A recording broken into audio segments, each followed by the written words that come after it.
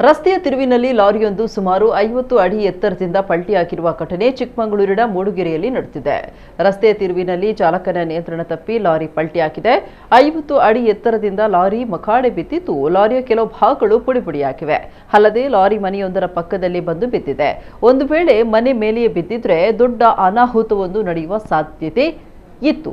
ಇನ್ನು ಚಾಲಕ ಲಾರಿಯೊಳಗೆ 2 ಗಂಟೆಗಳ ಕಾಲ ಲಾಕ್ ಆಗಿದ್ದ. ಬಳಿಕ ಸ್ಥಳೀಯರು ಸೇರಿ ಆತನನ್ನ ರಕ್ಷಿಸಿದ್ದಾರೆ.